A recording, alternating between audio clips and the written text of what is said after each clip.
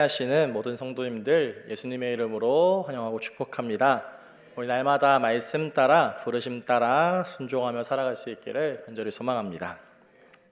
이제 2026년이 한 달이 지나고 또 새롭게 두 달째에 접어들게 되었습니다. 새롭게 시작된 이 새해를 맞이할 때 각자 저마다 차이가 있겠지만 새로운 1년을 허락하신 하나님 앞에 감사함으로 나아갔으면 좋겠습니다. 우리에게 새로운 1년을 허락하신 분이 바로 하나님이시기 때문입니다. 그리고 그 가운데에서 함께 하실 분 역시 하나님이시라는 것을 기억해야 합니다. 우리 새해를 맞이하면서 오후 예배 시간 동안 지방에 청지기 세미나가 있었고 기간별 모임, 또 라운드 테이블 강의, 은사 열강의 시간들이 함께 있었습니다. 바쁜 1월을 보내고 이제 2월이 되었습니다.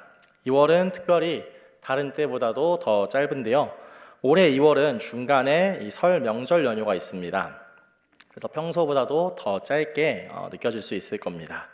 우리 2026년의 표어인 온전한 사람을 이루기 위해서 예수님을 따라서 신앙 성장과 인격 성숙을 이룰 수 있기를 소망합니다.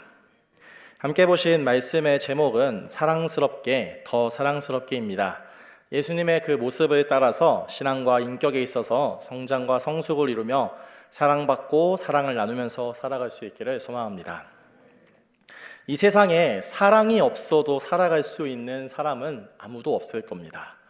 자녀의 성장과 성숙에 있어서 다른 어떤 요인보다 부모의 관심과 돌봄, 이보다 더 중요한 게 있을까 싶습니다. 부모의 관심과 돌봄은 사랑이 없이는 설명할 수 없고 사랑이 없이는 그것을 시작할 수도 지속할 수도 없습니다. 자녀들에게 관심을 가지고 자녀들을 돌보려고 하는 이유가 무엇입니까? 다른 이유도 있겠지만 가장 먼저 떠오르는 건 사랑해서이지 않습니까? 가정은 남자와 여자의 결혼으로 시작합니다. 왜 결혼합니까? 지금 옆에 계신, 함께하고 계신 이 배우자를 선택한 이유가 무엇이었습니까? 어쩔 수 없이 마지못해서 선택하신 게 아니지 않습니까? 네. 역시 이 질문의 대답도 사랑하기 때문이라는 그 답을 할 수 있을 겁니다. 예술 문화에 있어서 이 사랑은 빼놓을 수 없는 아주 좋은 주제입니다. 대부분의 세상 노래, 가요들은 이 사랑이 주된 내용을 이룹니다. 드라마나 영화, 예능의 단골 소재에서도 사랑을 빼놓고 이를 논하기는 쉽지 않습니다. 제가 어렸을 적에 봤던 드라마 중에서 권상우 씨와 최지우 씨의 주연의 이 드라마, 웃으시는 분들은 어떤 드라마인지 아시는 것 같습니다. SBS 드라마 천국의 계단이 있었습니다.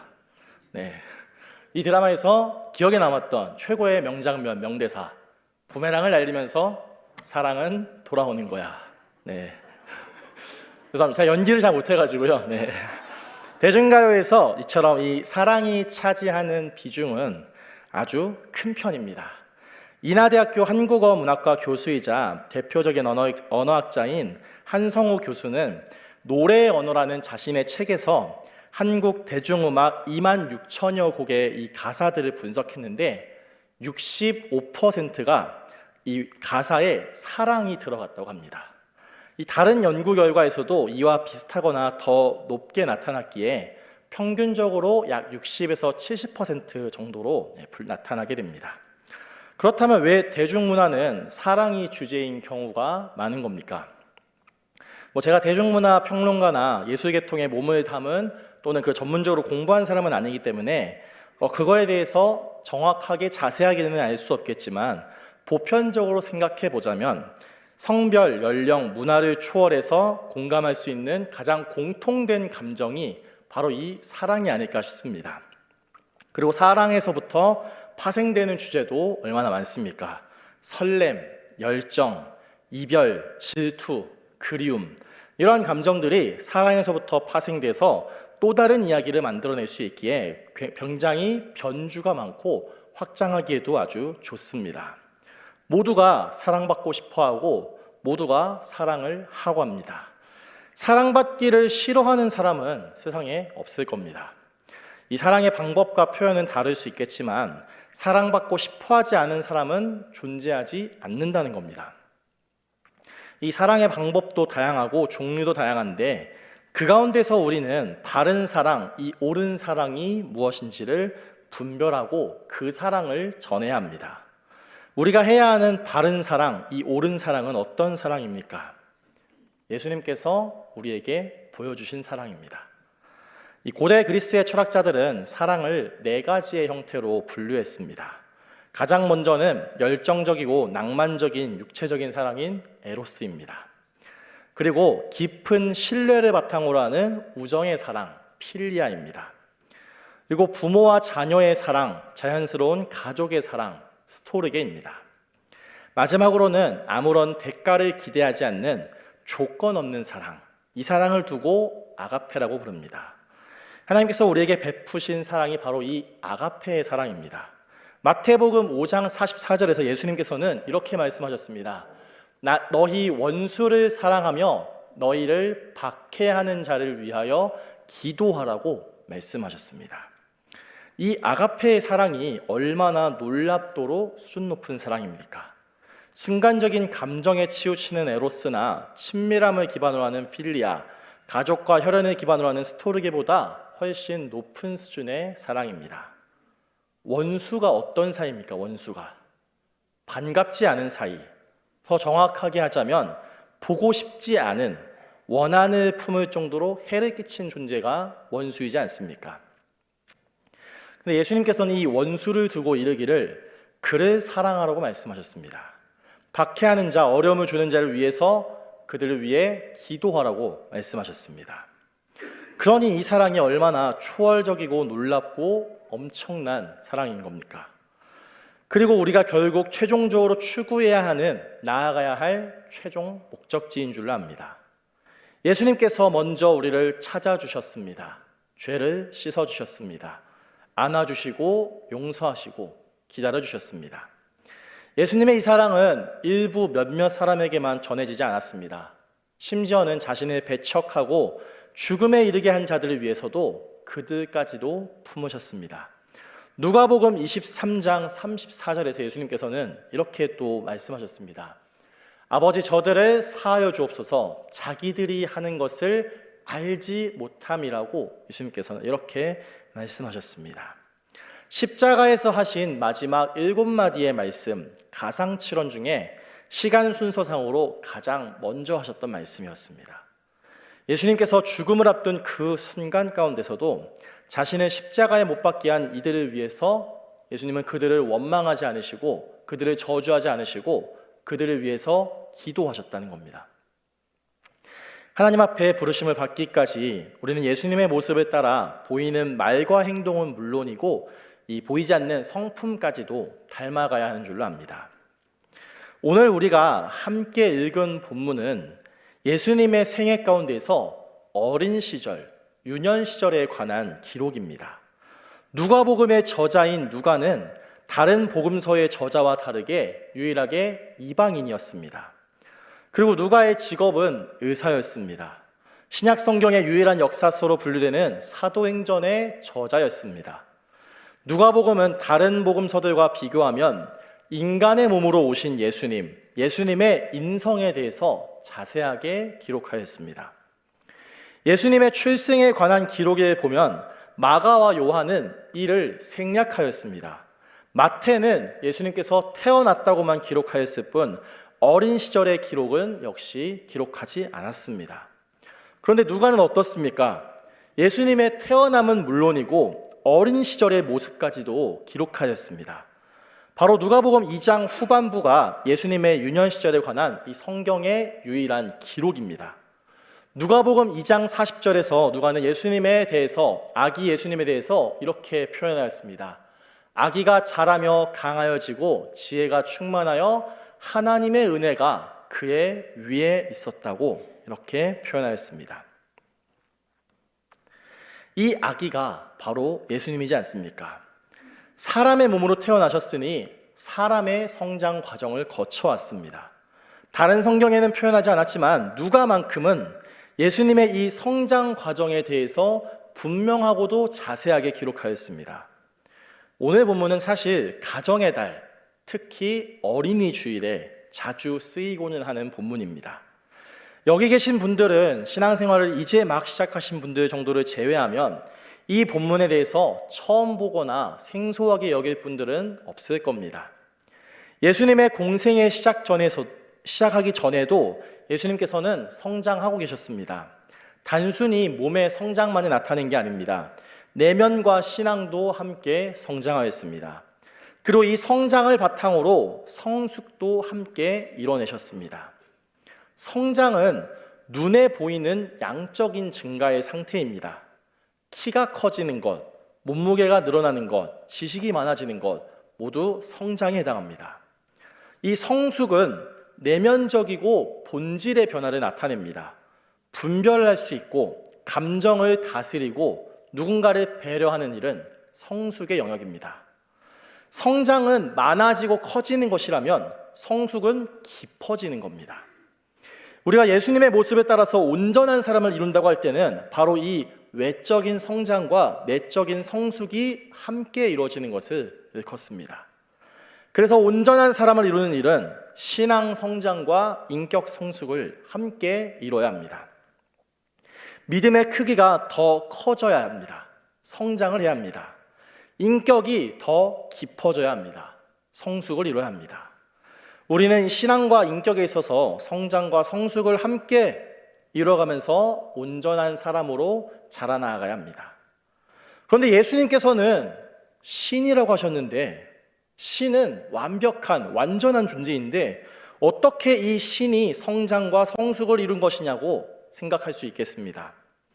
예수님의 유년 시절 그리고 성장과 성숙이 의미하는 내용은 완벽하신 하나님의 아들인 신이신 예수님이 어째서 이 과정이 필요한지에 대해서 많은 생각을 들게 하고 깊이 생각을 들게 하는 그런 내용일 수도 있습니다. 예수님께서 유년 시절을 보내고 성장과 성숙을 이뤄내셨다는 것은 인간의 옷을 입은 척한 것이 아니라 완전한 한 인간으로 사셨다는 겁니다. 예수님의 이 모습을 두고 신학적으로는 성육신이라고 표현합니다. 성육신은 완전한 하나님, 완전한 인간이신 예수님을 일컫습니다. 신이면서 인간인 예수님이니 반인 반신이냐고 할 수 있겠지만 완전한 하나님의 아들 예수님께서는 반은 인간 반은 신의 모습이 아니라 참 신이면서 참 인간인 신성과 인성을 모두 완벽하게 지니신 분이라는 겁니다. 예수님께서 인간의 한계로 오신 모습을 두고 사도 바울은 빌립보서 2장 7절에 오히려 자기를 비워 종의 형체를 가지사 사람들과 같이 되셨다고 표현합니다. 신이신 예수님께서 전지전능하신 분이신 예수님께서 그의 능력을 스스로 제한하시면서 인간이 겪어야 할 이 발달의 과정을 모두 거쳤습니다. 인간인 척하면서 산 것이 아니라 진짜 인간의 삶을 살아가면서 우리와 함께 하셨습니다. 히브리서 기자는 4장 15절에서 또 이르기를 우리에게 있는 대제사장은 우리 연약함을 동정하지 못할 리가 아니요 모든 일에 우리와 같이 시험을 받으셨으나 죄는 없으시다고 이렇게 기록하였습니다. 예수님께서 우리를 공감하시고 긍휼히 여기실 수 있는 이유는 예수님 그분도 우리와 똑같은 시험을 당하였고 그 고난의 과정을 겪으셨기 때문입니다. 만약 예수님께서 태어나자마자 모든 것을 갖춘 성인의 모습으로 오셨다면 우리의 혼란과 어려움에 대해서 예수님은 신이니까 알지 못해라고 여길 수 있습니다. 그렇지만 예수님께서는 태어나시면서 걷는 법을 배우셨고 글을 익히셨고 육신의 아버지와 어머니인 요셉과 마리아에게서 다양한 여러 가지를 배웠고 그들을 도우면서 자라가셨다는 겁니다. 예수님께서 우리의 어려움과 혼란에 대해서 당신은 멀리 떨어진 채 상관없이 계셨던 것이 아니라 우리와 함께 그 자리에서 공감하셨고 우리 삶 가운데서 우리를 위로하시고 살피시는 분이라는 겁니다. 우리는 어떻게 보면 과정보다는 결과나 완성에 대해서 더 강조하는 편이 있습니다. 그렇지만 예수님의 생애는 이 과정 자체가 얼마나 거룩하였는지를 분명하게 나타내 줍니다. 예수님께서는 신이셨습니다. 그러니 세상을 구원하는 일은 당장도 즉시도 가능한 일이었습니다. 그런데 예수님께서 태어나셔서 유년 시절을 보내시고 청년 시절을 다 보내시고 30살이 되셔서야 공생애로 나가셨다는 것을 우리는 기록된 성경을 통해서 알 수 있습니다. 겉보기에는 성장이 느린 것 같고 성숙은 보이지 않는 것처럼 보이겠지만 그것이 전혀 무의미하지 않다는 겁니다. 느려 보이는 성장, 더뎌 보이는 이 성숙 가운데서 예수님께서 그 모든 여정 가운데 우리와 함께 하시고 계시다는 것을 기억해야 합니다. 최초의 인간이었던 아담은 하나님께 순종하는 일에 실패했습니다. 그렇지만 예수님께서는 철저하게 끝까지 하나님께 순종하셨습니다. 사도 바울은 로마서 5장 19절에서 한 사람이 순종하지 아니함으로 많은 사람이 죄인 된 것 같이 한 사람이 순종하심으로 많은 사람이 의인이 되었다고 이렇게 표현하였습니다. 여기에서 이 한 사람과 한 사람은 각각 아담과 예수님을 나타내고 있지 않습니까? 예수님의 순종은 사람이 어떻게 성장과 성숙을 이뤄내야 하는지를 알려주는 아주 좋은 모델입니다. 사람은 하나님과 함께하는 그 관계 가운데서 지혜롭고 사랑스럽게 자라가야 합니다. 예수님은 유년 시절부터 청년, 성인에 이르기까지 태어나면서부터 삶의 마지막 그 순간까지 하나님께 온전히 순종하셨습니다. 성장과 성숙의 방향에 있어서 오직 하나님을 향하였습니다. 하나님께로 향하였습니다. 예수님의 이 성장과 성숙은 살아가면서 성장과 성숙에 있어서 성령의 도우심을 구해야 한다는 것을 분명하게 전하고 있습니다. 제가 어렸을 때 자주 했던 축구 게임에서 제가 개인적으로 아주 좋아했던 선수는 어디 내놔도 잘하는 선수였습니다. 어느 자리에 있어도 잘하는 선수였습니다. 이런 선수를 두고 일컫기를 육각형의 선수라고 불렀는데 그 능력이 뛰어나면 뛰어날수록 꽉 찬 육각형이라 불렀습니다. 그러니 공격에 내놓으면, 수비에 내놓으면 어느 곳에 내놔도 잘하는 중간 이상, 기본 이상을 하는 선수를 육각형의 선수라고 불렀는데 이 육각형의 선수들이 인기가 많았던 이유는 언제 어느 자리에 누가 들어가도 그 자리를 메꿀 수 있기 때문입니다. 누가는 가장 먼저 예수님의 지혜가 자랐다고 기록하였습니다.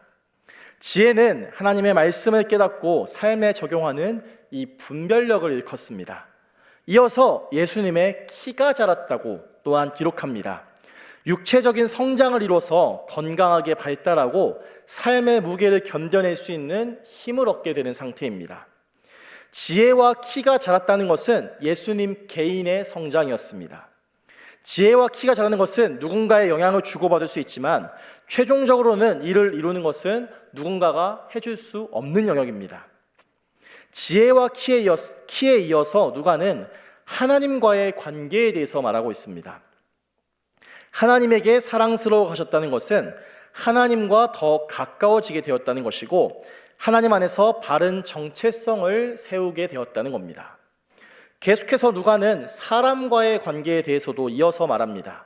사람에게 사랑스러워 하신 예수님께서 그 혼자서 잘난 존재로 사신 것이 아니라 이웃들과 가족들과 원만하게 잘 지내셨고 그에 마땅한 도리를 다하셨다는 것을 나타냅니다. 하나님과의 관계, 사람과의 관계, 이 관계는 어떻습니까? 나만 잘한다고 되는 것이 아닙니다. 상호작용을 이뤄내야 합니다. 서로가 잘해야만 하는 것이죠. 예수님은 하나님과의 관계, 사람과의 관계에 있어서도 성공하셨다는 겁니다. 예수님의 성장과 성숙은 어느 한쪽에 치우치지 않았습니다. 단순히 시간이 흘러서 성장했다고, 신이니까 성숙을 이뤘다는 것이 아니라 모든 영역에 걸쳐서 고루 있게, 균형 있게 이뤄내셨다는 겁니다. 예수님께서 공생애를 30살에 시작하셨다는 것을 성경은 전하고 있습니다. 그렇다면 공생애 이전의 그 세월은, 그 시간은 어떤 시간들입니까? 공생애를 위해서 하나님 안에서 예수님께서 준비하신 시간이지, 준비된 시간이지 이것이 낭비된 시간이 아니라는 겁니다. 예수님께서는 분명 하나님의 아들이었지만 요셉과 마리아, 그러니 그의 육신의 부모에게 있어서도 분명하게 순종하셨습니다. 오늘 본문 바로 앞절 2장 51절은 어떻게 예수님을 나타내고 있습니까? 예수께서 함께 내려가사 나사렛에 이르러 순종하여 받드셨다고 이렇게 표현하고 있습니다. 예수님께서 그의 부모, 육신의 부모가 하는 그 말에 순종하고 받드셨다는 것은 예수님께서 그 육신의 부모를 무시하고 나몰라라는 것이 아니라 그에게도 온전히 내 부모를 공경하라는 그 말씀에 따라 순종을 이루셨다는 겁니다. 진정한 성장과 성숙은 나만 잘났다면서 자랑하는 것이 아니라 하나님의 질서 안에서 순종을 통해서 이를 이뤄낼 수 있어야 됩니다. 그리고 예수님은 누구보다 완벽하신 분이시고 누구보다 부족할 것이 없으신 분이셨지만 겸손으로서 이를 완성하셨다는 것을 우리는 기억해야 합니다. 함께 마지막으로 에베소서 4장 15절의 말씀 읽도록 하겠습니다. 함께 읽습니다. 오직 사랑 안에서 참된 것을 하여 범사에 그에게까지 자랄지라. 그는 머리니 곧 그리스도라. 아멘. 예수님은 성장과 성숙에 있어서 아주 좋은 모델입니다. 이 모든 성장과 성숙은 사랑 안에서, 성령 안에서 이루어져야 합니다. 예수님께서 모든 생애 가운데서 성장과 성숙을 이루신 것처럼 예수님을 따라, 예수님의 모습을 따라 성장과 성숙을 이루며 살아가는 저와 여러분, 우리 수원교회 모든 성도인들 될 수 있기를 주님의 이름으로 간절히 축원합니다. 함께 이 시간 찬양 한 곡 부르시고 함께 기도하는 시간 갖도록 하겠습니다.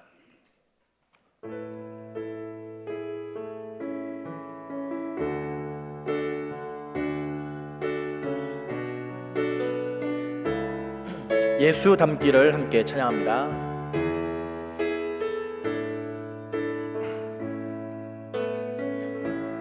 내 삶의 소망,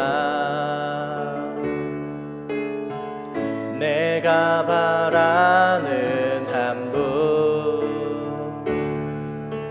예수 닮기를 내가 원하네. 한없는 사랑, 풍성한 긍휼, 예수 닮기를 내가 원하네. 예수 닮기를, 예수 보기를, 예수만 높이길 내가 원하네. 내 평생 소원, 예수 닮기를, 예수만 닮기를 내가. 우리 처음부터 다시 찬양합니다.